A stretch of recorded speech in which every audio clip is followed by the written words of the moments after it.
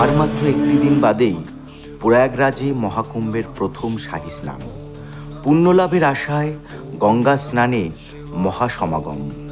সারা দেশ তো বটেই, বিশ্বের নানা প্রান্ত থেকেও পুণ্যার্থীরা এসেছেন ত্রিবেণী সঙ্গমে প্রয়াগরাজে।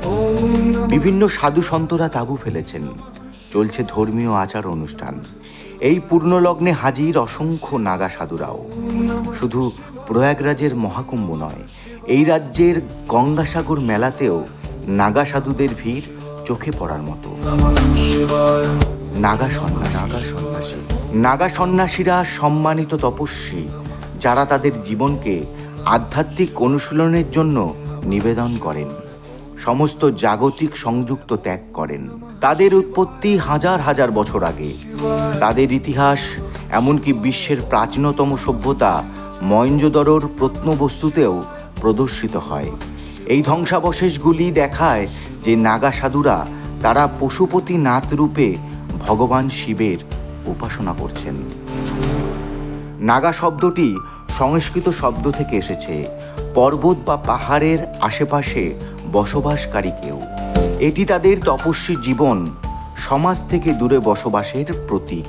তারা তাদের পরিবার, ঘরবাড়ি এবং ব্যক্তিগত জীবনপত্র ছেড়ে ব্রহ্মচর্য এবং সরল জীবন গ্রহণ করেন। তাদের দীক্ষা সাধারণত অল্প বয়সেই শুরু হয়, বহু বছর ধরে চলে। প্রথম 6 বছর ব্রহ্মচর্য এবং ধ্যানে বসবাস করে।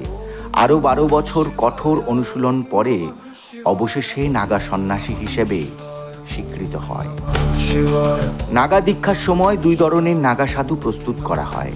একজন দিগম্বর সাধু, অন্যজন শ্রী দিগম্বর নাগা সাধু। দিগম্বর সাধুরা কটি ব্যতীত অন্য কোনো পোশাক পরেন না। সেখানে শ্রী দিগম্বরের কাছ থেকে দীক্ষা নেওয়া সাধুরা সম্পূর্ণ উলঙ্গ থাকেন।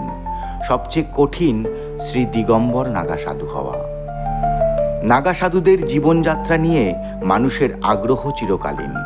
নাগা সাধুরা অন্য সন্ন্যাসীদের থেকে কিছুটা আলাদা। এরা একাধারে তপস্বী, অন্যদিকে এরা যুদ্ধেও দক্ষ। অস্ত্র শিক্ষাও করেন এরা।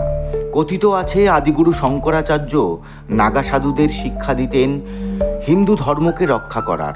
একদিকে কঠোর আধ্যাত্মিক প্রশিক্ষণ, অন্যদিকে ধর্ম রক্ষার্থে অস্ত্র শিক্ষা লাভ করেন এরা।